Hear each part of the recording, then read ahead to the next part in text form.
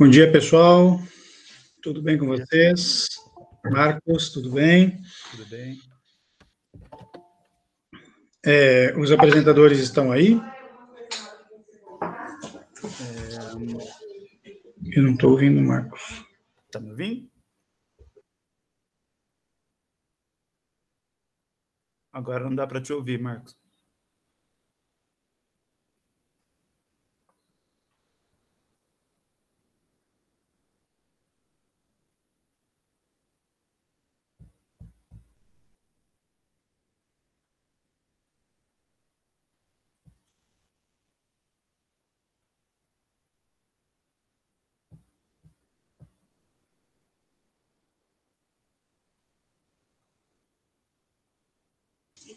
Bem, Marcos, eu não consigo ouvi-los porque eu estou em várias reuniões ao mesmo tempo.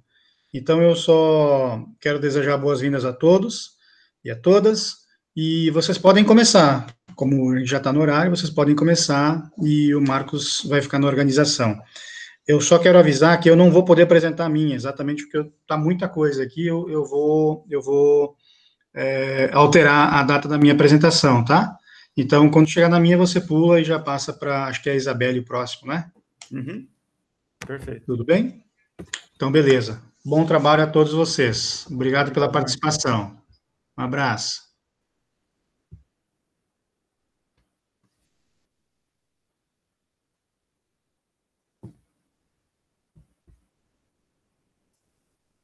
Bom dia a todos. A gente pode começar com a sessão de comunicação?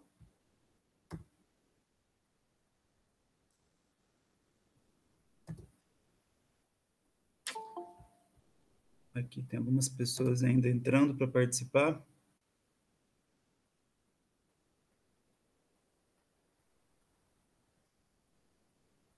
Então, a gente já vai começar. Eu sou eu sou o organizador dessa sessão de comunicação e vou ser o primeiro também a apresentar um trabalho, né?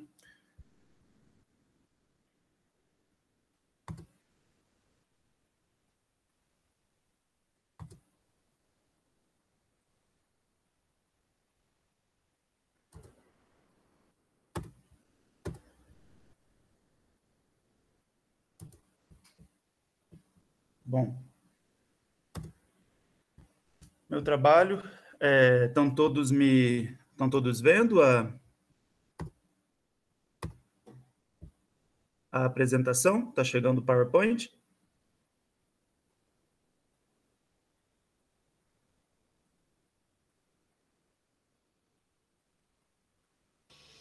Tá mostrando você vendo... Ah, agora apareceu. Aí, agora apareceu, né? Tá certo. Bom, então o meu trabalho, né, ele faz parte do meu trabalho de dissertação na pós-graduação da Unesp, e a gente tenta fazer uma comparação aí, a partir de um certo tema, entre dois autores muito importantes, né, da filosofia, o Aristóteles e o Descartes. Então, cognição, paixões e ação, uma análise comparativa das perspectivas aristotélica e cartesiana. O nosso objetivo foi analisar comparativamente as propostas de Aristóteles e Descartes para o tratamento das emoções e direcionamento da ação a partir da concepção de paixões e suas relações com a cognição e ação segundo tais perspectivas teóricas. Então, começando com Aristóteles. Para Aristóteles, a cognição faz parte da concepção de paixões, né, capazes de direcionar a ação. Kortenbauer reforça essa concepção, apontando que no sistema teórico aristotélico as emoções estão no interior da doutrina das causas, portanto, fazendo parte do condicionamento das ações.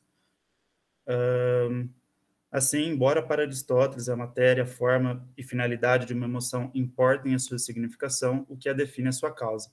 E essa causa seria uma espécie de cognição, de modo a ser aquilo que identifique especificamente cada emoção enquanto tal, né? Então, para cólera, por exemplo, a causa dessa emoção seria a imaginação, né, de um desprezo alheio, de desprezo de uma outra pessoa, né, aquele agente da emoção, determinando uma reação proporcional a ela, né? Isso é, um desejo de vingança do indivíduo emocionado, né?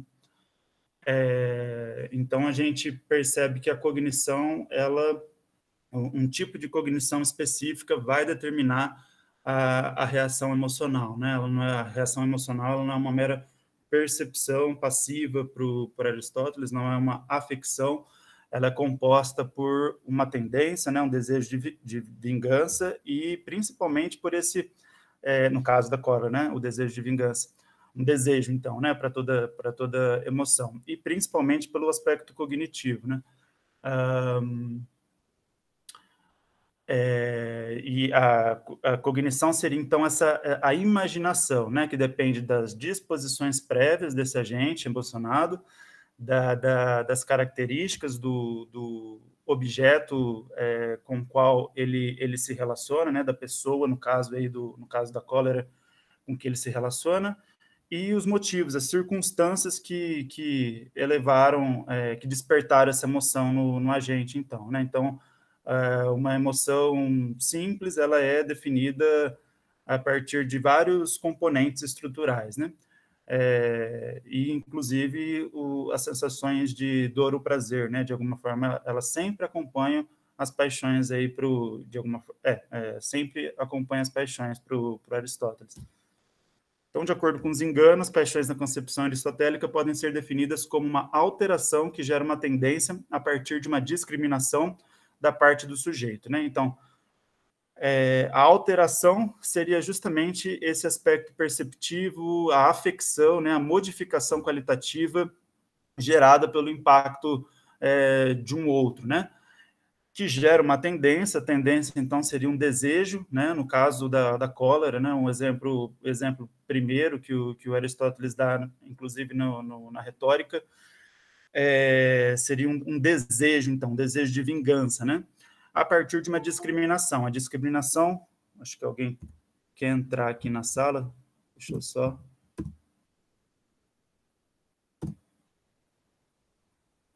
Aí. Continuando.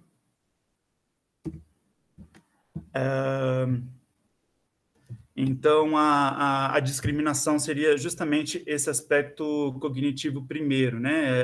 É a primeira imaginação que a gente tem da realidade, de mundo, que faz com que a emoção ali seja gerada. Silva sintetiza a definição de paixões como afecções psicológicas, né? Uma afecção aí representando esse aspecto perceptivo, passivo da paixão, e o psicológica denotando o aspecto ativo, né? Tendo, portanto, implicação cognitiva, sendo princípios de ações, né? Então, para cada tipo de cognição, para cada tipo de emoção, há uma cognição específica, né? A qual, por sua vez, direciona desejos, intenções, né? E determinadas ações. A atividade, enfim. Então, assim sendo, em relação ao aspecto tanto sensitivo quanto cognitivo das paixões, né, em Aristóteles, deve ser ressaltado um importante fator, as imagens mentais, né? Em relação a elas, Aristóteles firma a pedra de toque, o mundo das aparências. Conforme Nussbaum, Aristóteles propõe um método de busca pela verdade a partir do aparente, isso é, a partir do que nos é representado através dos sentidos, de modo a comprometer o conhecimento da verdade com a sensibilidade. Assim, entende-se por aparência tudo que diz respeito às nossas crenças, nossos valores, etc., né? Ou seja, tudo aquilo que é figurado através de discursos triviais, não exclusivamente científicos. É observável e note-se que o Aristóteles esteve na vanguarda desse método de pesquisa, né, que atualmente a gente pode relacionar com o método de pesquisa qualitativo, presente muito nas ciências sociais, nas ciências humanas de forma geral, nas ciências de saúde, dado que seus antecessores, né, os antecessores de Aristóteles e muitos modernos, né, conferiram às aparências do aspecto de serem falhas, opostas ao conhecimento da verdade, né? O Aristóteles, ao contrário, ele entende que o sensitivo faz parte de um conhecimento verdadeiro. Então, além disso, com Aristóteles, a orientação das ações se constitui com base na internalização de disposições, né, conformadas através de processos educativos ou sociais, no quais o logos, né, a razão, tem um papel cooperativo, mas não decisivo, né? como a gente vai ver, a razão ela não estabelece a finalidade das ações, né? A razão aparece como um meio. Quem estabelece a finalidade, o princípio do movimento, seria o aspecto desiderativo da alma, né? Então, justamente as paixões, o desejo é aquilo que nos movimenta, né, a tomar alguma ação, e a razão aparece, então, para mediar o nosso comportamento ativo em relação ao mundo.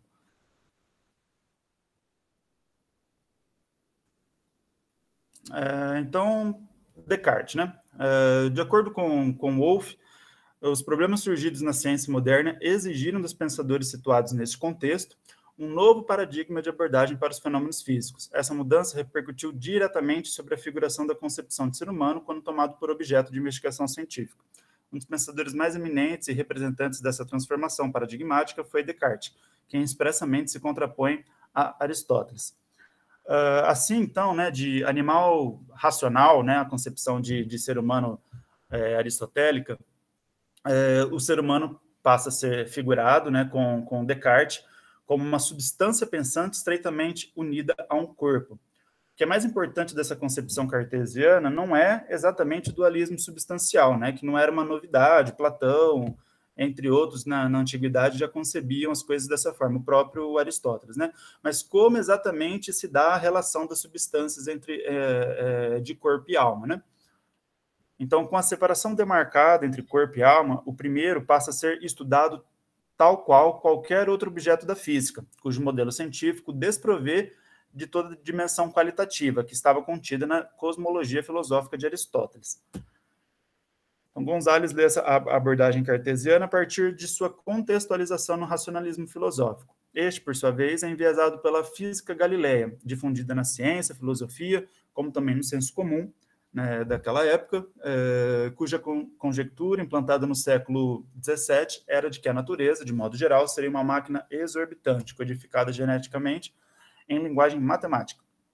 Então, ele desprovê, né, a física, pelo menos para fazer um estudo científico sobre ela, ele desprovê desse aspecto qualitativo, né, contribuindo mais aí a nós, então, né, o aspecto qualitativo. Note-se que o aspecto sensível da realidade, se não desprezado por Descartes, ele não é desprezado, o Descartes ele trata da questão sensitiva em muitos de seus trabalhos, mas se ele não é desprezado, ele é realmente separado de sua abordagem científica, né? Isso difere sobremaneira a busca pela verdade de Aristóteles, sustentada pelo mundo das aparências, né? Conforme corroboração de Lebrun, as mudanças sobrevindas ao modo de pensar da modernidade ressoam sobre as concepções de paixões em Descartes. Então, para Descartes, as paixões são remontadas ao polo passivo de sua significação abrangente, podendo ser considerados elementos psicofísicos definidos independentemente da cognição. Só um instante que alguém mais vai entrar aqui na sala.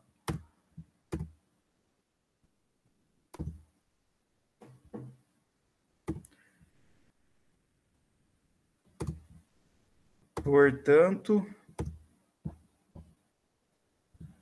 né, com Descartes, então, as paixões elas perdem perdem um pouco daquela questão ativa que tinha na concepção do Aristóteles, né? Enquanto para Aristóteles as paixões são princípios de ações, de movimento, para o Descartes o significado de paixões ele pende mais para o polo passivo, né? Enquanto uma percepção da alma mesmo, né? Um tipo especial de percepção da alma, diferindo do apetite e das sensações, né? Mas, de qualquer forma, é uma percepção e, por isso, pode ser definida independente da cognição, da imagem de mundo ali formada pelo indivíduo. Então, para o filósofo moderno, Descartes, as paixões são percepções da alma, podem apenas sugerir direcionamentos de ação, mas elas devem estar aquém do poder da vontade, né? Essa, sim, que seria uma ação da alma, no tocante à capacidade de decidir a orientação da conduta. Nesse sentido, paixões são definidas, de acordo com o próprio Descartes, como percepções ou sentimentos ou emoções da alma que referimos particularmente a ela, que são causadas, conservadas e fortalecidas por algum movimento dos espíritos. Por espíritos, temos elementos físicos do corpo, cuja função é de veicular os estímulos físicos à mente, sendo, portanto, Um dos principais, né, tem a glândula pineal também, mas um dos principais elementos vinculares entre as substâncias mente e corpo. De acordo com...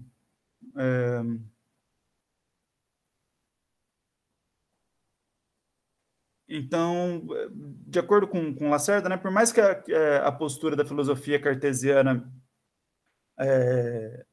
as paixões contribuam, sim, ao bem viver, né, auxiliando nossas decisões no devir, no mundo, na prática humana, de acordo com aquilo que é percebido como prazeroso ou doloroso, a moralidade ela é composta sobre uma ordem segundo a qual uma razão positiva estipula mandamentos decisivos sobre as paixões, né? Se não as combatendo por completo, as comandando. Então, de acordo com Lebrun, a moral cartesiana se aproxima, nesse sentido, da moral estoica, cuja proposta vai de encontro com a ideia de empoderamento da racionalidade para vencer o ímpeto passional. Aqui já tem uma diferença com Aristóteles, porque para Aristóteles o logos, né, a capacidade intelectiva, ela não vai de encontro, ela não tenta vencer as paixões, né? Ela procura exercer uma operação, um meio através do qual as finalidades estipuladas pelas paixões elas possam encontrar um caminho médio, né? Considerando também a circunstância de mundo, né? Não dá muito para se aprofundar nessa concepção de mediania, né, para Aristóteles, mas o que importa, então, é que não há uma contraposição explícita por Aristóteles entre razão e paixões, né? Elas atuam conjuntamente mesmo. E a ideia de Descartes, por outro lado, pegando muito da concepção cristã, as paixões são vistas como vícios.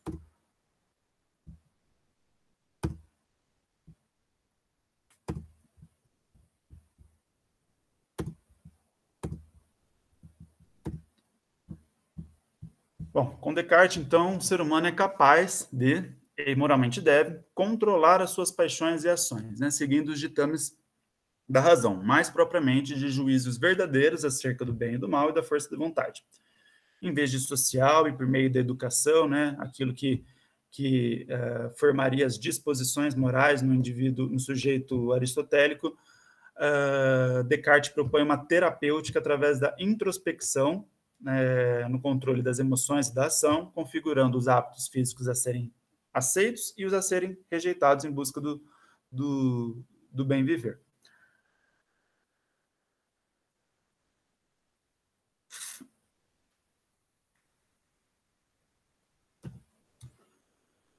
Então, Lacerda nos atesta a retomada da posição estoica contra as paixões pelos filósofos modernos em geral, sobretudo por Descartes. Com efeito, a posição estoica, no entanto, recomenda não uma insensibilidade da alma, mas um não reagir negativamente contra o destino que diretamente nos mobiliza as paixões. Em última instância, o que direciona ações, então, para o Descartes é a vontade, no sentido que independe de forças irracionais. De acordo com Descartes, uma alma fraca, sem expressiva força de vontade, pode sucumbir moralmente justamente por se ela estiver entregue aos arroubos das paixões, né? Enquanto que uma alma forte conseguiria sobrepor as paixões o império de princípios morais racionais. Então, algumas análises comparativas, né? De acordo com Reis, na perspectiva aristotélica, forma, eidos, aponta a noção de trânsito do perceber ao conhecer em um módulo francamente diverso do pensamento ocidental posterior com o qual se articula Descartes.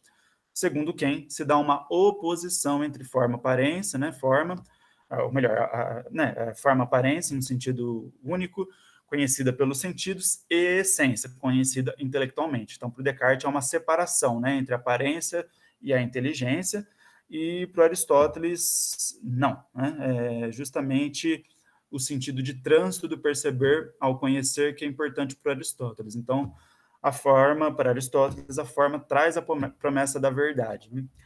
Para Descartes, paixões são percepções passivas. Para Aristóteles, paixões são ativas, princípios de movimento.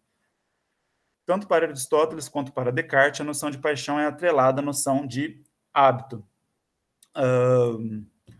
Aos dois filósofos, dificilmente podemos falar de uma noção sem se referir a outra. Contudo, com Descartes, a força da vontade é aquilo que, em última instância, determina a orientação das ações, de modo que os hábitos podem ser transformados segundo a ordem da vontade racional de cada um.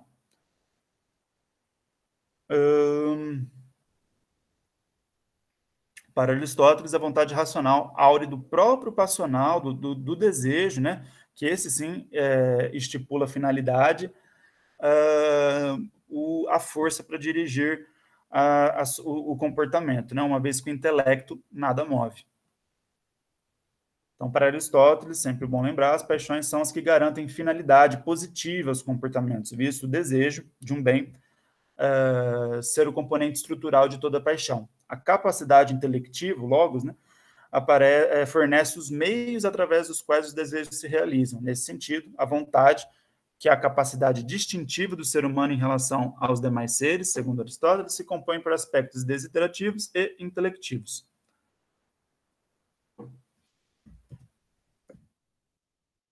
Apesar de Aristóteles conceder maior importância ao logos, para ele, logos não é pura razão, pois não há no logos princípios que insetam o movimento. O logos é uma capacidade que organiza o movimento principiado na porção irracional da alma e que se invoca o desejo por objetos do meio. A vontade, então, ela é definida, inclusive, como desejo deliberativo, né? Então, nesse sentido, Lebrun nos recorda que a acepção de logos no sentido aristotélico não pode ser a mesma de razão no sentido moderno, cartesiano do termo, né? Ratio, né, razão aí no sentido moderno, concerne a uma espécie de lei positiva, válida para todas, né, que independe das circunstâncias e depende do contexto subjetivo ali, né? Então, nesse sentido que a razão aparece como um contraponto das paixões para o Descartes, né? Para Aristóteles, o desenvolvimento subjetivo, né, moral e de felicidade incorre de um processo contínuo, né, no próprio viver, na prática, né, de maturação, em que o outro tem um papel constitutivo na configuração das disposições morais. Para Descartes, o desenvolvimento subjetivo, moral e de felicidade é um procedimento individual, no qual a vontade de cada um tende a prevalecer sobre suas paixões. Então, bem-estar e a felicidade, para Aristóteles e Descartes, se assentam no âmbito da moralidade. Em Aristóteles, ético, político e socioeducacional, justamente por essa questão naturalista da filosofia aristotélica, diferentemente em Descartes, moral e individual, né? Uma posição subjetivista, né? Uma posição filosófica subjetivista, então, né? Então, conforme ressalta Lebrun, ao contrário do que pode-se pensar, porque a moralidade se constitui para Aristóteles a partir de nossa relação com o outro, isso não significa que o grau de responsabilidade ética e capacidade de escolha do indivíduo é menor em relação à posição cartesiana. Na verdade, o Lebrun afirma justamente o contrário. Justamente pelo fato da intimidade entre cognição e paixões ser expresso para o Aristóteles, somos integralmente aptos a dirigir nosso comportamento emocional e, portanto, moral, né? Nós somos responsáveis, então, por nossas escolhas, até mais, diria o Lebrun, do que para os estoicos, né? Porque as nossas paixões, elas se articulam cognitivamente, né? Isso dá poder, então, para o Logos agir sobre elas de uma forma mais harmônica, né? Por isso que a posição estoica, muitas vezes, alguns estoicos, né, procuram suprimir as paixões como um todo, porque elas não têm a razão, ela não tem essa intimidade toda para com as paixões, então a única forma de vencê-las seria realmente suprimi-las, e não agir com elas, né, ou por meio delas para atingir, para que as nossas ações tenham finalidade. Então, o que Aristóteles configura? Só um instante.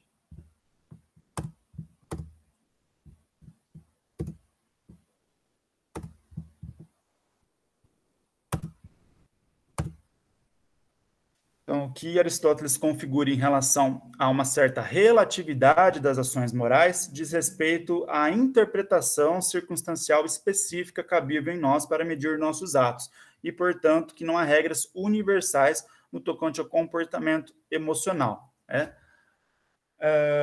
E não, enfim, não que o comportamento moral ele seja puramente relativo, né?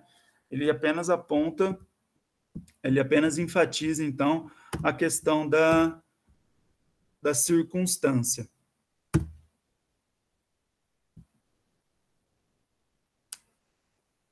E acabei passando um pouquinho do tempo. Se tiver alguma pergunta, senão a gente já pode passar para a próxima apresentação. Muito obrigado.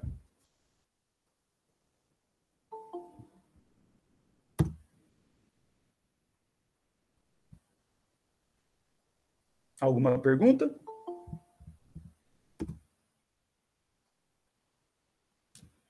Então, vamos passar para a próxima apresentação, que é do Alexandre Alves, Fatos Alternativos, Guerra de Narrativas e a Crise de Legitimidade da Ciência. O Alexandre está presente? Deixa eu conferir.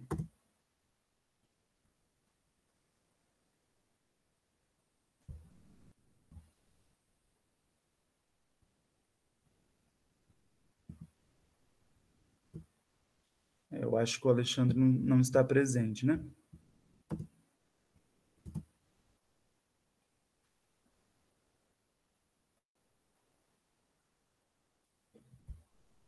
Vamos então passar para a próxima apresentação, caso o Alexandre não entre, para do Leonardo, o papel da cognição, das emoções e os processos de tomada de decisão em grupo. Pode ser?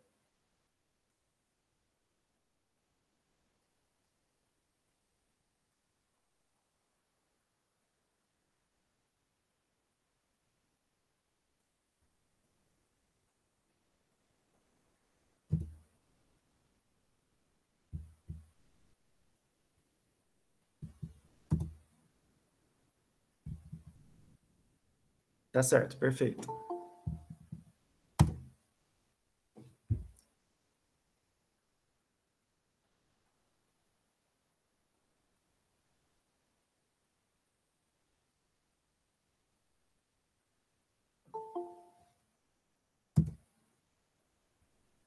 Vixe, o Rodrigo perguntou se as gravações podem... eu esqueci de comentar no início, todas as sessões estão sendo gravadas, tá? Mas eu posso disponibilizar depois, então, as gravações, sim. Olá, bom dia, todos me ouvem? Bom dia, eu estou ouvindo, sim. Certo. Vou abrir a câmera, só um minuto. Bom, acredito que está aparecendo, né?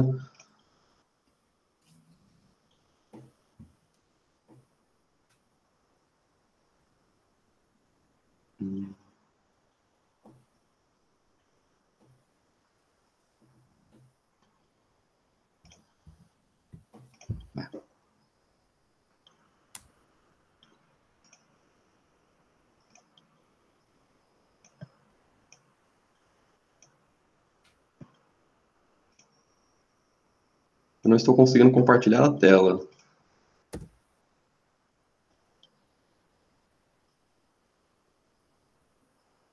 Alguma questão? Está aparecendo que eu não posso fazer isso. Você não pode conceder a permissão para compartilhar a tela. Vixe, será que eu que tenho que... Deixa eu conferir.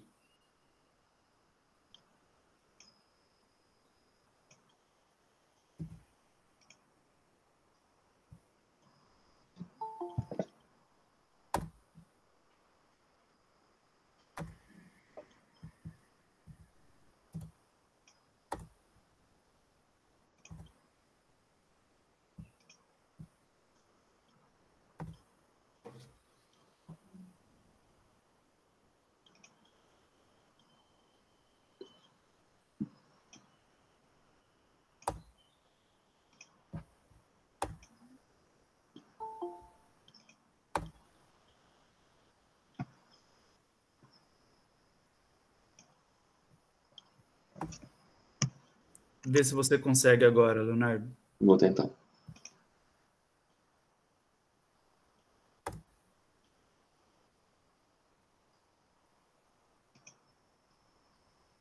Não, mesma notícia, mesma mensagem. Ué, aqui tá aparecendo que tá ativado. Eu vou entrar e sair novamente, pode ser? Pode ser.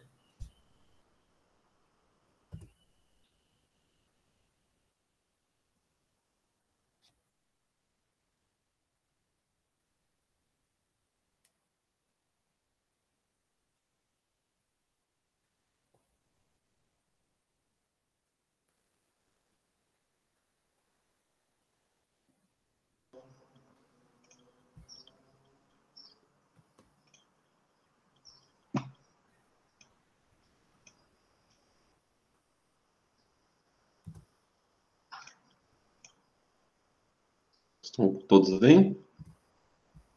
Como? Está vendo o slide? Está aparecendo? Aí, agora apareceu. Apareceu? Ok. Uhum. Bom, vamos lá. Meu trabalho se versa sobre o papel da cognição e das emoções nos processos de tomada de decisão em grupo. Bom, eu parto da ciência cognitiva, que é o conjunto complexo de interação entre as disciplinas da filosofia, da linguística, da antropologia, neurociência, inteligência artificial e psicologia, versando sobre a tomada de decisão, que é uma sub-área mais ampla de investigação, conhecida como resoluções de problemas, a qual envolve, além da tomada de decisão, os processos envolvidos no planejamento e na explanação. Tomar decisões é um processo cognitivo cotidiano.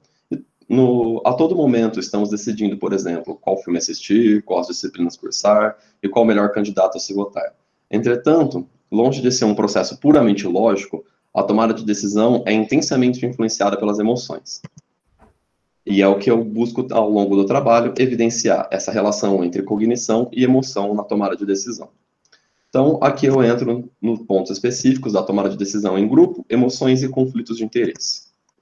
Bom, decisões individuais, como decidir sobre qual filme assistir, a qual disciplina cursar, comumente apresentam consequências diretas ao indivíduo ou a um pequeno grupo de pessoas.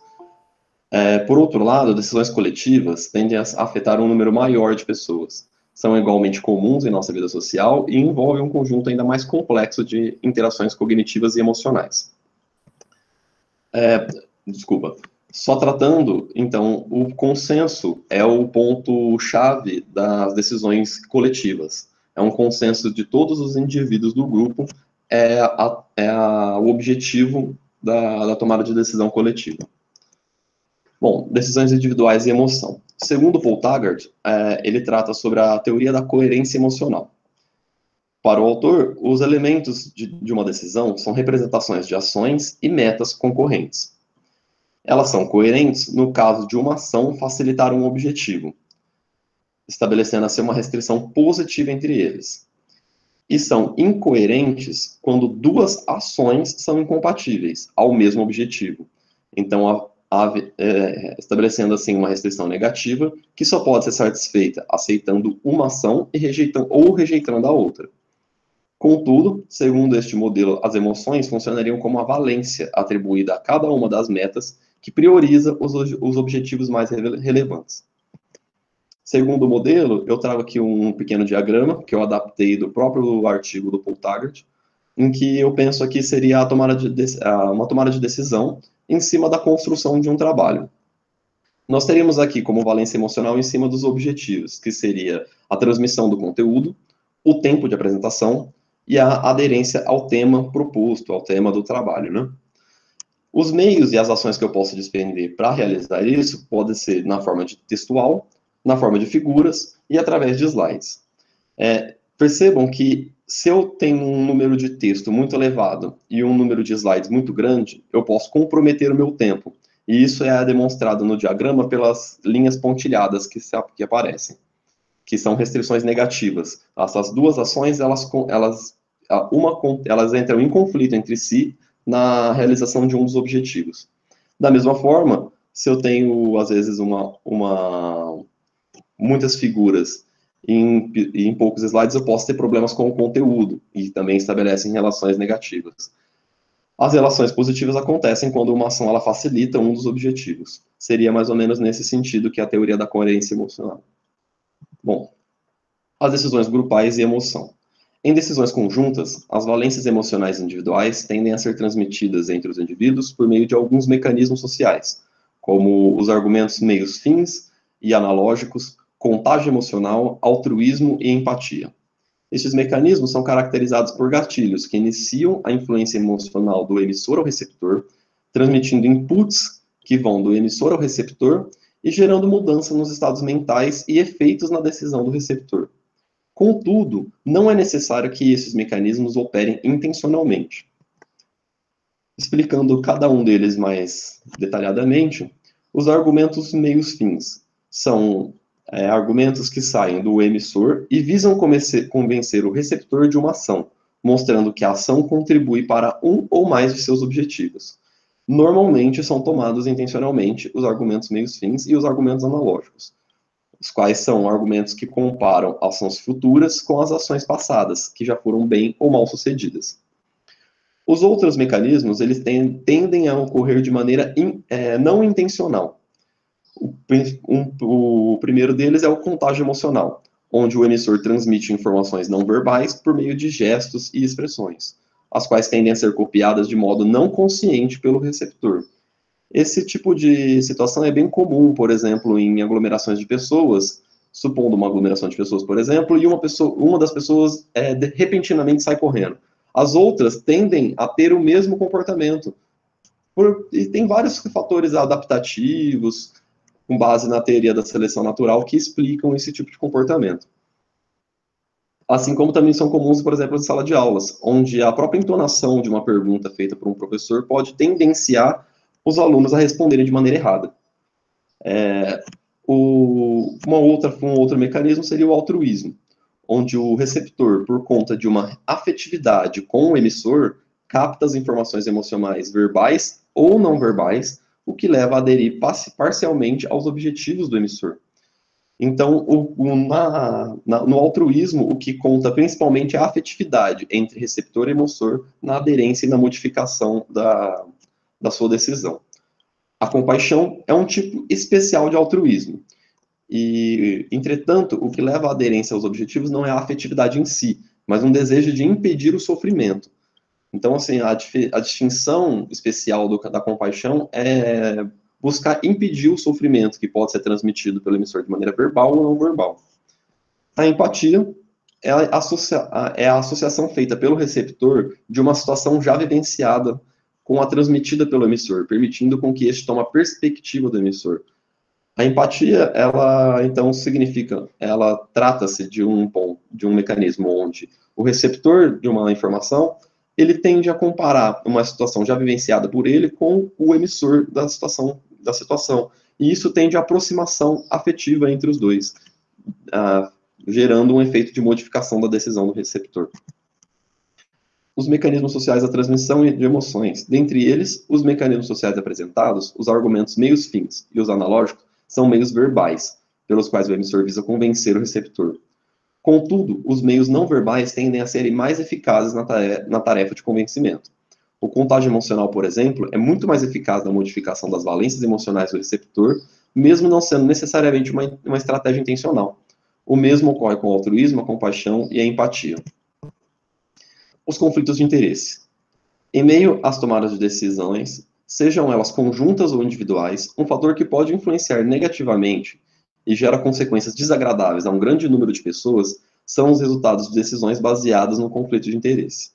Segundo Paul Taggart, os conflitos de interesse surgem quando as pessoas tomam decisões influenciadas por seus objetivos pessoais, negligenciando as responsabilidades de considerar os interesses dos outros.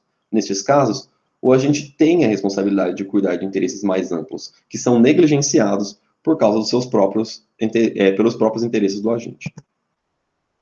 A forma de abordar a questão sobre os conflitos de interesses tendem a ser de duas formas, pela psicologia moral e pela neurociência afetiva. E muitas vezes essas duas abordagens elas trabalham conjuntamente a fim de gerar uma abordagem ainda mais ampla do problema.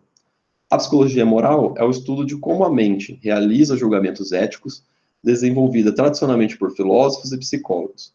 Os filósofos contribuem por meio de reflexões sobre dilemas éticos, visando alcançar conclusões sobre a natureza da deliberação, do julgamento prático, da livre agência e da responsabilidade moral, enquanto os psicólogos utilizam de experimentos para investigar os processos cognitivos subjacentes à aquisição e aplicação de princípios morais. A neurociência afetiva é o estudo sobre as bases neurobiológicas do sistema emocional no cérebro. Ela se utiliza ainda de modelos computacionais que permitem verificar de uma maneira dinâmica os processos de interação entre a informação cognitiva e afetiva, né, que são subjacentes ao processo de tomada de decisão. Bem, no artigo apresentado por Paul Target, ele apresenta ele como um professor canadense, ele apresenta um exemplo que é referido nessa notícia, que versa sobre dois servidores públicos que estão envolvidos em conflito de interesse em relação a uma empresa que tem a concessão na construção de um centro esportivo. No entanto, eu achei mais interessante trazer um exemplo mais próximo à nossa realidade. E o que não falta, infelizmente, no nosso país, são exemplos de conflitos de interesse. Então, o exemplo que eu vou tratar é o exemplo que envolve a SECOM, a Secretaria Especial de Comunicação. Ela foi criada em 1979, ainda dentro do período da ditadura militar, como uma forma de substituir as agências de censura. Na pré-candidatura do nosso atual presidente, ele afirmou que em torno de 45% a 46% do orçamento da SECOM seria cortado. Porém, ainda no começo desse ano, ele já gastou mais de 10 milhões para divulgar uma imagem positiva de tudo. Foi transferido quase 84 milhões do Bolsa Família para investir em propaganda.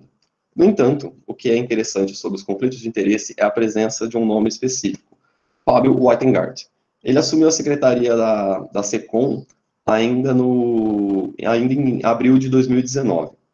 E, no início desse ano, a Polícia Federal abriu um inquérito para investigar uma relação de conflito de interesse envolvendo o secretário. A questão é a seguinte: Fábio Wettengart, ele é dono de uma empresa que carrega suas iniciais, que trata de que tem como cliente algumas emissoras de canais de televisão. E na Secretaria da SECOM, o que não é muito surpreendente, o ano de 2019 teve um aumento significativo nos investimentos nas empresas que são clientes do próprio Fábio Wettengart. Em contrário, inclusive, à própria lei, que determina que a aplicação da verba com propaganda feita pela SECOM deve subsidiar principalmente as emissoras que têm maior índice de audiência, que no caso, no nosso país, é a Rede Globo. No entanto, a Rede Globo, como o gráfico demonstra, ela teve uma queda de 60% do investimento público. Então, nós percebemos aqui um pequeno conflito de interesse. Os clientes do próprio secretário foram muito mais beneficiados no ano de 2019 do que o que a lei determina, do que as normas técnicas determinam. Tanto que temos notícias desse tipo, que cliente, chefe da SECOM, vira número 1 em verbas publicitárias da pasta. O próprio secretário se defendeu, afirmando não haver conflito de interesse, pois ele se afastou de seus clientes após assumir a secretaria da SECOM. No entanto, a investigação afirmou que ele teve ainda 67 encontros com clientes ainda dentro da sua atuação como secretário. Seguindo um pouco a história, em junho desse ano, o atual presidente, recriou o Ministério das Comunicações. E a direção foi dada a Fábio Faria, que nada mais, nada menos, é o esposo de Patrícia Bravanel, filha do Silvio Santos, um dos grandes beneficiados no ano de 2019 com a direção da Secretaria da SECOM pelo Fábio Wettengart. E, não tão menos surpreendente ainda, Fábio Wettengart ele acaba se tornando o secretário executivo do Ministério das Comunicações, a segunda posição de maior poder dentro do Ministério. O que esse exemplo nos permite questionar? A primeira questão é, por que as pessoas frequentemente não percebem que suas ações são imorais e frutos de conflitos de interesse? E a segunda é, quais etapas psicológicas, sociais e lógicas podem ser tomadas para reduzir a ocorrência de decisões imorais resultantes de conflitos de interesse? Tentando responder a primeira pergunta, contemporaneamente, a psicologia moral associada à neurociência afetiva argumenta em favor da íntima relação entre emoções e julgamentos éticos. A principal evidência é apresentada em casos de pacientes com dano no córtex pré-frontal ventromedial, os quais têm dificuldade em tomar decisões efetivas, uma vez que a área afetada configura-se como a conexão entre as áreas cerebrais responsáveis pela cognição e pelas emoções. A falha de efetividade nos seus julgamentos acontece da seguinte maneira. Por esse tipo de falha na comunicação cerebral, eles não conseguem manter marcadores somáticos de prazer ou desprazer quando tomam alguma decisão. Então, ao longo do processo, eles tendem a ficar incorrendo no mesmo erro sem modificar o seu próprio comportamento, porque não tomam os marcadores somáticos necessários. Desse modo, esses pacientes, eles, com esse tipo de dano cerebral, são tão inconscientes da região cerebral danificada, antes de um diagnóstico, quanto da sua incapacidade de gerar uma resposta emocional adequada, tendo como base as relações emocionais anteriores. Então, qual a relação exata entre os pacientes com conflito no córtex pré-frontal ventromedial e os conflitos de interesse? Assim como os pacientes com dano no córtex, a maioria de nós é igualmente inconsciente sobre as múltiplas conexões entre as áreas cognitivas e afetivas de nosso cérebro. Dessa forma, seguindo o exemplo de Weingarten, o empresário, antes de se tornar secretário das comunicações, possivelmente mantinha uma relação agradável com seus clientes, o que permitia a constituição de marcadores somáticos de prazer. O problema ocorre quando este assume o cargo de secretário e permanece favorecendo seus clientes, ao invés de se basear-se nas leis e normas que balizam a sua conduta, utilizando de dinheiro público para favorecer a si e a seus clientes. Segundo Taggart, os tomadores de decisão que adquiriram interesses em desacordo com suas responsabilidades oficiais não têm como saber se suas decisões emanam de preconceitos que adquiriram de interesses pessoais, em vez de um bom raciocínio que leva em consideração suas responsabilidades. O autor ainda propõe 5 etapas que podem ser tomadas para evitar ou reduzir conflitos imorais de interesse, né? Um deles seria a razão pura. É uma estratégia normativa na qual deve garantir que as decisões sejam tomadas apenas por padrões ideais de raciocínio, semelhante a um cálculo matemático. Apesar da possibilidade de desenvolvimento do raciocínio, tal estratégia é irreal de um ponto de vista psicológico, pois ninguém tem a capacidade de tomar uma decisão puramente racional. As emoções têm relações íntimas, e ela, então, se torna problemática. A outra seria a divulgação ou transparência, seja de dados, seja das relações estabelecidas entre os envolvidos, e que se configura, então, numa estratégia de divulgar, esclarecendo ao máximo as relações entre as partes envolvidas.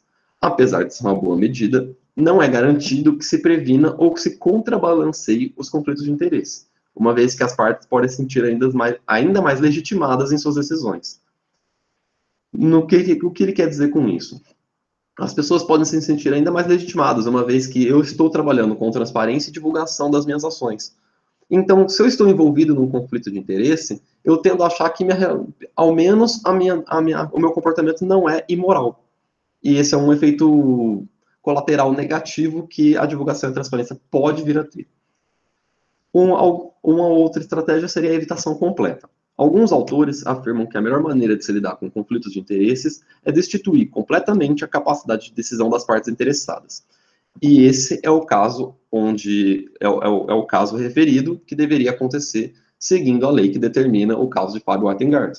Ele deveria ser destituído da posição de secretário e de secretário executivo no Ministério das Comunicações, uma vez que é o dono de uma empresa onde tem interesses evidentes no cargo público que ocupa.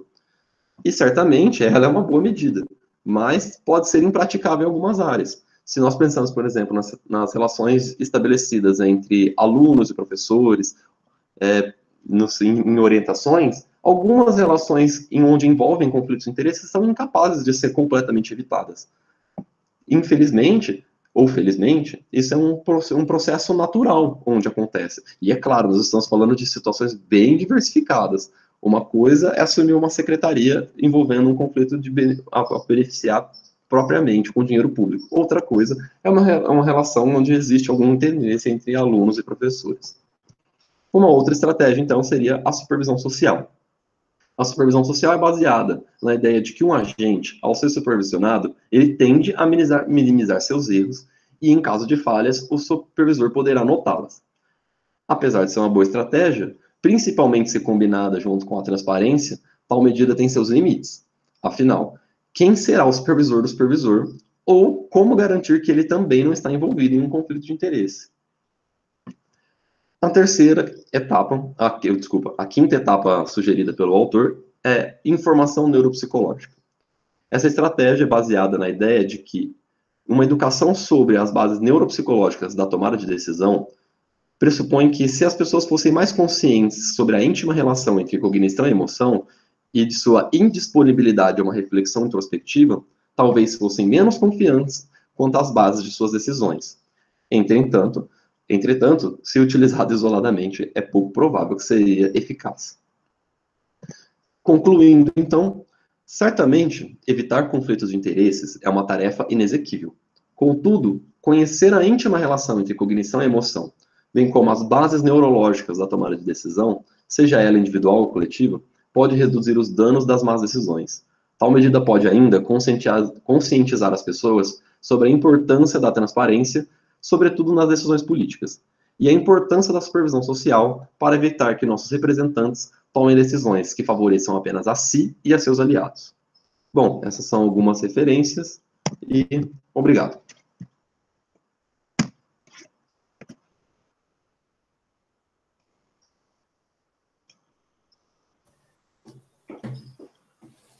Muito bem, então, aberto para perguntas.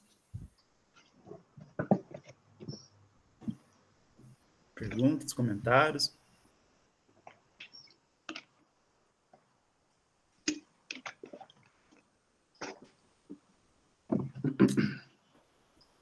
Muito bem, então. Muito obrigado, Leonardo. Muito boa apresentação. Agradeço, obrigado. Vamos seguir, então. Seria agora o professor Marcos, né, apresentar, como ele comentou, não vai dar para ele fazer essa apresentação. Então, como o Alexandre, eu acredito que ele não vai participar, então a gente passa para Isabelle. Pode ser?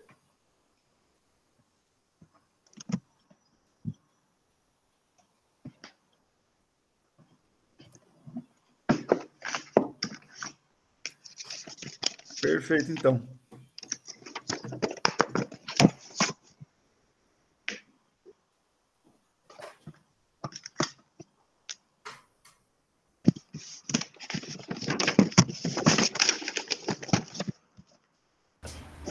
Vocês estão conseguindo me ouvir? Estamos sim, eu estou. Beleza. Eu vou apresentar aqui uns slides. Bom dia a todos. Eu sou a Isabelle, eu sou aluna da Unesp, e a minha apresentação vai ser sobre o problema da circularidade e a definição em Andretzky. Vou compartilhar a tela aqui.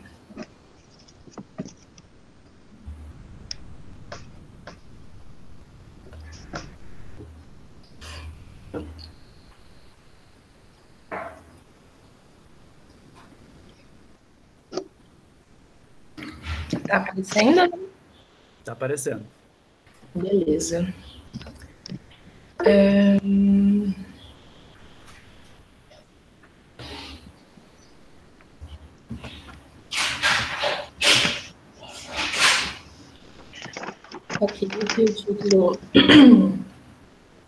Aqui o título da minha apresentação. Eu agradeço primeiro a FAPESP, que é a minha agência de fomento. Eu peguei a pesquisa esse ano. A pesquisa sobre a definição de conhecimento em Andretzky.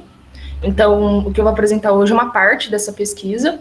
E eu agradeço ao meu orientador também, o Marcos Antônio Alves. Então, vou começar. Na definição clássica de conhecimento, a gente tem a seguinte definição de conhecimento: conhecimento como crença verdadeira justificada racionalmente. No diálogo Teteto de Platão, que é de onde surge essa definição, essa crença verdadeira justificada racionalmente é a terceira alternativa que surge na conversa do Sócrates com o jovem Teteto. Essa definição, ela é uma definição do conhecimento em si. Ela é uma definição única de conhecimento. O Sócrates, dialogando com o Teteto... Só um minutinho. O Sócrates, dialogando com o Teteto, ele pergunta o que é o conhecimento, né? E o Teteto vai querer definir como a geometria e outras artes. E o Sócrates diz que não é isso que ele deseja saber. Né? Ele quer uma definição de conhecimento em si. O problema disso é que essa justificação racional que compõe essa definição clássica, ela pressupõe conhecimento, gerando o problema da circularidade. O problema da circularidade é basicamente você ter que recorrer a qualquer espécie de conhecimento para você definir conhecimento. Isso é problemático, é circular. Um exemplo de problema da circularidade é o seguinte: aparentemente, porém, esse procedimento deve falhar devido a uma dificuldade de princípio. Para que possamos falar de um fato histórico da filosofia, já devemos, assim, parece, possuir um conceito de filosofia. Eu já devo saber o que é filosofia caso pretenda obter seu conceito a partir dos fatos. Portanto, na determinação da essência da filosofia, tal como queremos levar a efeito, parece haver um círculo, e todo o procedimento parece falhar devido a essa dificuldade. Então, nesse exemplo, para a gente poder falar de um fato histórico da filosofia, a gente já tem que possuir um conceito de filosofia. É assim que acontece, mais ou menos, o problema da circularidade. Para eu falar do conhecimento, eu teria que já saber, já ter uma noção de conhecimento, né?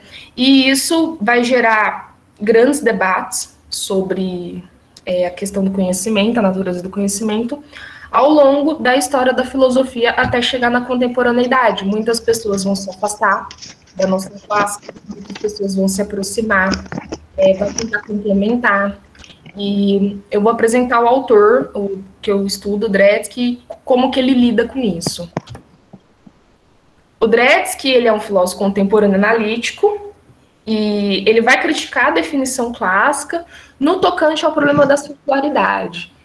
Então, ele acredita que esse problema é paralisante, né? E ele vai apresentar como uma alternativa uma abordagem informacional.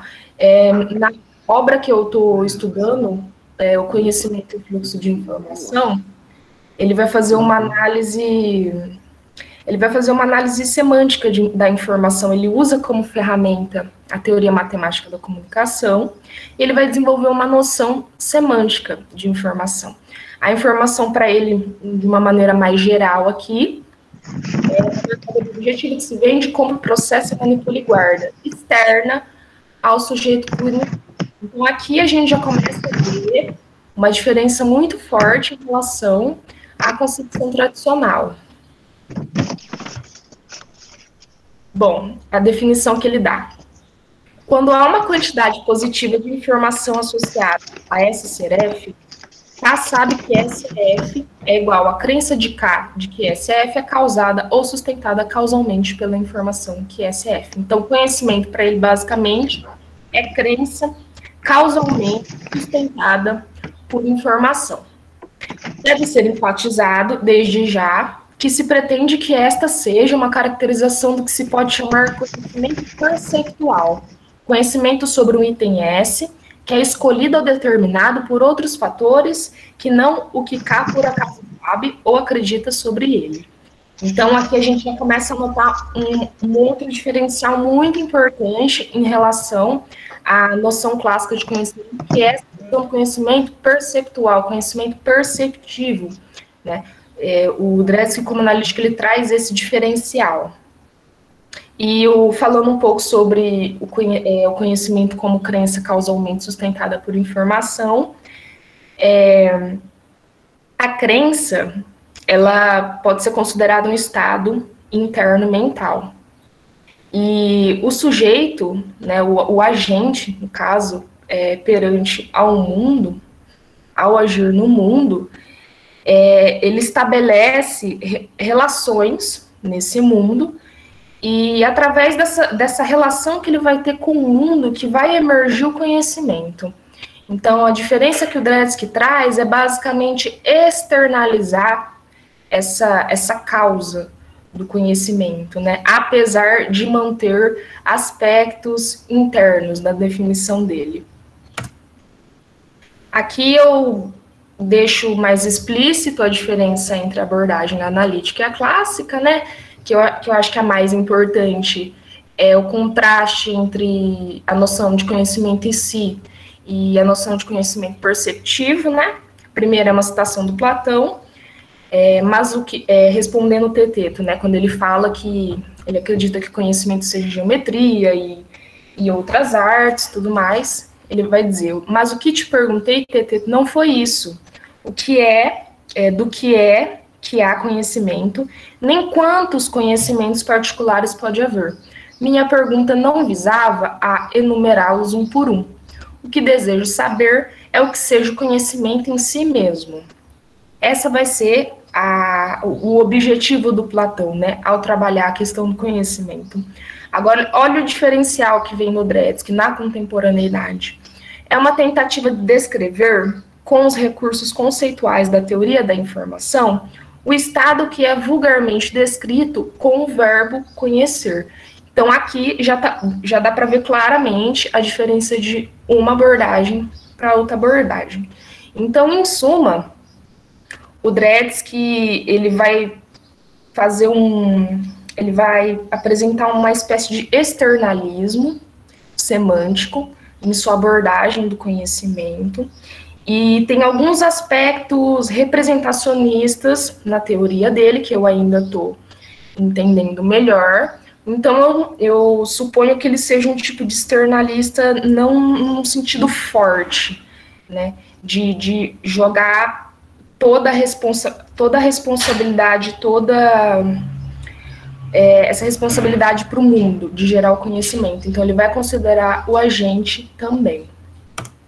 E essas são as referências bibliográficas que eu usei nessa apresentação. É só isso, gente. Muito obrigada. Aguardo as perguntas. Muito obrigado, Isabelle. Excelente apresentação. Tem uma pergunta do Gilberto aqui na caixa de chat. Se você quiser dar uma olhada. Sim, eu vou ver, peraí.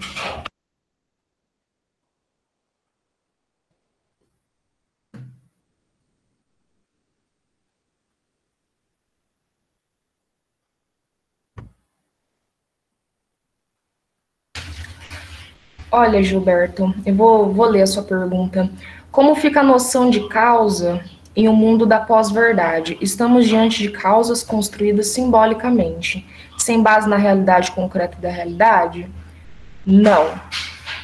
Segundo Dredske, né, acredito que não. Não acredito que as causas são construídas, segundo o autor, simbolicamente. As causas, elas têm um papel muito importante no mundo, se relacionando com as regularidades que esse mundo apresenta, tem uma objetividade. O Dredske, ele vai trazer essa objetividade. Ah, sim. Claro. Então, e no mundo de pós-verdade, essa parte da questão eu não vou saber te responder, mas é uma coisa para eu dar uma olhadinha depois, mas com certeza a objetividade desempenha um papel muito importante.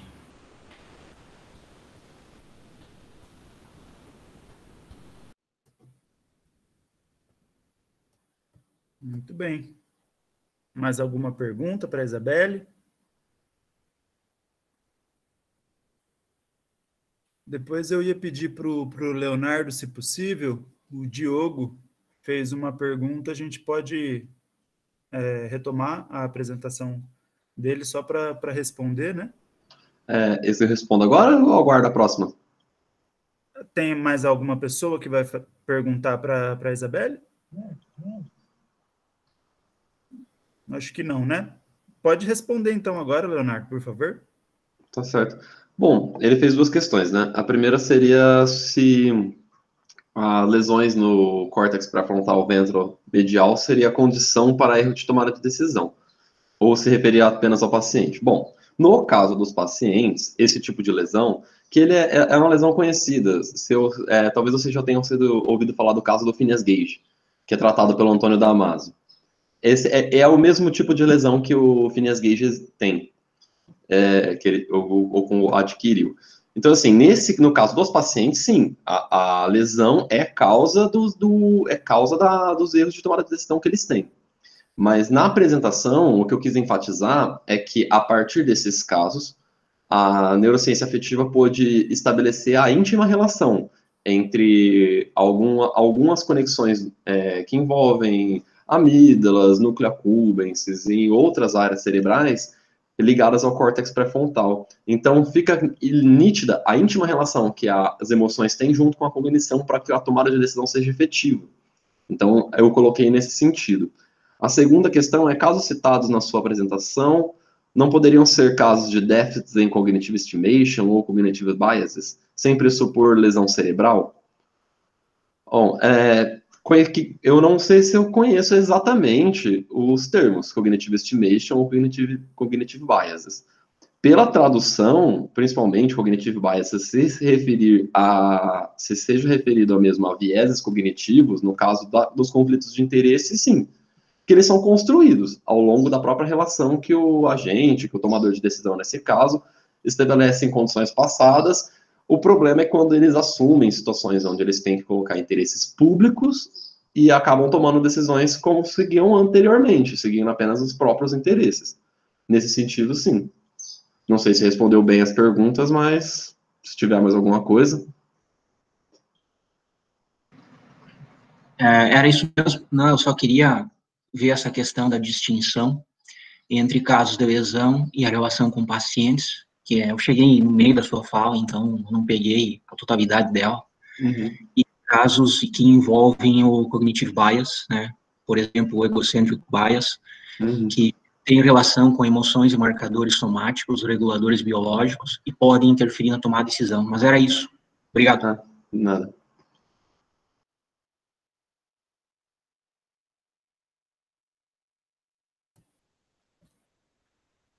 Muito bem, então. A gente teria a apresentação de mais uma pessoa, mas eu acredito que ela não vai entrar. E o professor Marcos, como ele apontou no começo, também não vai conseguir fazer a apresentação do trabalho dele hoje.